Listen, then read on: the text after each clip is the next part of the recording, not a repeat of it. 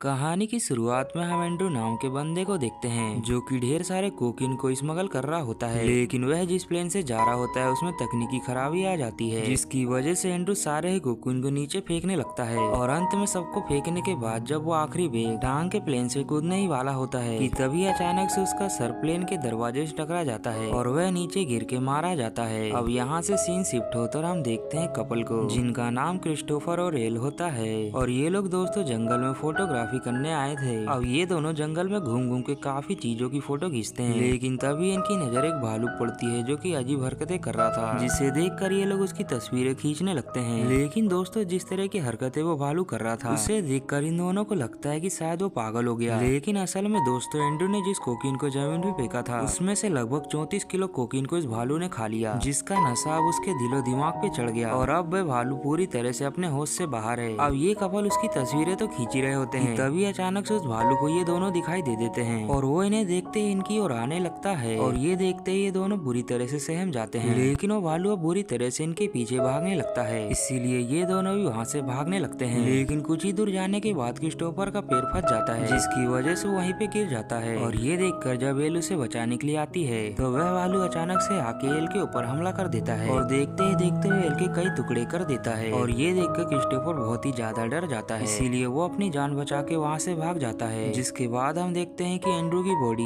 Police वालों को मिल जाती है और वो लोग उसके पास से ढेर सारा कोकीन भी बरामद करते हैं। अब इस केस की इन्वेस्टिगेशन बॉब नाम का ऑफिसर कर रहा होता है, जो कि एंड्रू के पास से बरामद कोकीन को देख के कहता है मैं जानता हूँ एंड्रू सिट नाम के बंदे के लिए काम करता है और वह कोई इतना छोटा मोटा क्रिमिनल नहीं है कि वह सिर्फ इतना ही कोकीन भेजेगा। हो ना हो एंड्रू ने कहीं न कहीं कोकीन को जरूर फेंका होगा, इसीलिए अब वो अपने सारे ऑफिसरों को उसे ढूंढने के लिए लगा देता है। जिसके बाद हम देखते हैं उसी सीट नाम के बंदे को जो कि बताता है कि जब भी हमारे प्लेन में खराबी आती है तो हम लोग इलीगल चीजों को जंगलों में फेंक दिया करते हैं, क्योंकि जितना कोकीन पुलिस वालों को एंड्रू से बरामद हुआ वह कोकीन इतना नहीं था, बल्कि वह 30 किलो से ज्यादा था और वह एक से अधिक बैगों में रखे गए थे। तो इसीलिए मुझे लगता है कि एंड्रू ने भी सारे कोकीन को जंगल में फेंक दिया होगा। इसीलिए सीट अब चाहता है कि दाऊद नाम का बंदा सारे कोकीन को जंगल से ढूंढ के लाए। जो सुनकर दाऊद अपने दोस्त एडी के पास जाता है ताकि वो दोनों साथ में जाके जंगल में कोकीन को ढूंढे। लेकिन एडी तो बेचारा अपने बीवी के मरने के गम में डूबा है और उसने उसी की वजह से लीगल काम को छोड़ा था। अब ये देखने के बाद दाऊद उसे समझाता है कि कब तक ऐसे डिप्रेशन में जिंदगी काटोगे और अगर तुम काम करते हो तो तुम्हारा मन कहीं और लगा रहेगा, इसीलिए अच्छा होगा कि तुम मेरे साथ चलो। अब थोड़ा सोचने के बाद भी एडी मान जाता है। जिसके बाद हम दो छोटे बच्चों को देखते हैं जो कि इसी जंगल में जा रहे होते हैं ताकि वे झरने की पेंटिंग बना सके। लेकिन थोड़ी आगे जाने के बाद उन्हें कोकीन के पैकेट मिलते हैं, जिसे देखने के बाद वे खोलने के लिए सोच ही रहे होते हैं कि तभी वहाँ पे वही भालू आ जाता है, जिसे देखकर ये दोनों ही बहुत ही ज्यादा डर जाते हैं। लेकिन इससे पहले कि भालू इन पे हमला करता वो दोनों यहाँ से भाग जाते हैं। इधर हम उन्हीं दोनों बच्चों की माँ को देखते हैं जो कि अब सोचती है कि बच्चों को गए काफी देर हो गई, इसीलिए वो अब परेशान होने लगती है और फिर वो एक रेंजर और पीटर के साथ उसी जंगल में जाती है। लेकिन हम देखते हैं कि उसी वक्त दाऊद और एडी भी उसी जंगल में आने के लिए निकल जाते हैं। लेकिन वो रास्ते में बाथरूम में रुकते हैं जहाँ पर कुछ बदमाश लड़के उन्हें लूटने की कोशिश करते हैं। लेकिन उन्हें ये नहीं पता होता है कि ये दोनों कितने ज्यादा हरामी हैं, जो कि कुछ ही मिनटों में तीनों को मार के धराशायी कर देते हैं। लेकिन इन सब में दाऊद के पीठ में वो लोग चाकू घोंप देते हैं। लेकिन जब इसके बाद एडी उन तीनों की तलाशी लेता है तो उनके पास से वही ड्रग मिलता है, जो देखकर वो लोग उससे पूछते हैं कि बाकी का कोकीन किधर है। जहाँ पहले तो वो लोग बताने से आनाकानी करते हैं, लेकिन बाद में बताते हैं कि हमने जंगल में छुपाया है, इसीलिए अब ये दोनों उसे जंगल में लेके जाते हैं। वहीं दूसरी तरफ उन बच्चों की माँ और रेंजर जंगल में पहुंच जाते हैं और यहाँ आने के बाद वो लोग देखते हैं कि हेनरी तो पेड़ पे चढ़ा हुआ है, जो देखकर हेनरी की मॉम कहती है कि तुम वहाँ पे क्या कर रहे हो। जहाँ हेनरी बताता है कि हमारे पीछे एक भालू पड़ा था। अब ये सुनते ही ये तीनों ही काफी ज्यादा घबरा जाते हैं और तभी वहाँ पे वही भालू भी आ जाता है, जो कि पीटर को पकड़ के अपने साथ ले जाने लगता है। लेकिन तभी वो रेंजर उस भालू के ऊपर गोली चला देती है। हालांकि वो गोली उसे लगती नहीं, लेकिन अब वो भालू पीटर को छोड़ के उस रेंजर के पीछे लग जाता है, जहाँ वो उसे पकड़ के काफी ज्यादा घायल कर देता है। लेकिन जैसे तैसे वो अपने आप को छुड़ा लेती है। इतने में पीटर मौका देख के पेड़ पे चढ़ जाता है। इधर हेनरी की मॉम भी एक पेड़ के पीछे छुपी होती है, लेकिन वह भालू सिर्फ पीटर को ही देख पाता है, इसलिए वो बहुत तेजी से पेड़ पे चढ़ के उसे जान से मार देता है। और ये मौका देखकर हेनरी की मॉम उसे लेकर वहाँ से भाग जाती है। इधर वो रेंजर भागते अपने ऑफिस आ जाती है। वह रेंजर दोस्तों ऑफिस आई थी मदद लेने, लेकिन वो देखती है कि इसको ऑफिस में दो बदमाश लड़के आए हैं जिन्होंने ड्रॉज में रखे सारे ही पैसे चुरा लिए। और ये दोस्तों वही बंदे होते हैं जिन्हें थोड़ी देर पहले दाऊद ने मारा था। वह रेंजर जब ये देखती है तो उसे काफी गुस्सा आता है और वह उनके ऊपर गन तान देती है। लेकिन इसी बीच दरवाजे पे दस्तक होती है, जो सुनकर वो रेंजर उस बंदे को दरवाजा खोलने के लिए कहती है। जैसे वो बंदा दरवाजा खोलता है तो सामने वही भालू होता है, जो देखकर घबराहट में रेंजर गोली तो चलाती है, लेकिन वो गोली उस बंदे को ही लग जाती है। गोली की आवाज सुनकर वो भालू दरवाजे से थोड़ी दूर हट जाता है, लेकिन अगले ही पल उस बंदे के साथी के ऊपर हमला कर देता है, जिससे वह भी मारा जाता है। इधर हेनरी की मदर अपने बेटे से पूछती है कि तुम्हारी बहन कहाँ है, लेकिन हेनरी को नहीं पता होता कि वो कहाँ गई। पर वो दोनों जब उसे ढूंढने के लिए जाते हैं तो वो लोग देखते हैं कि हेनरी की बहन ने कई सारे निशान छोड़े होते हैं ताकि वो उनका पीछा करके उसका पता लगा सके।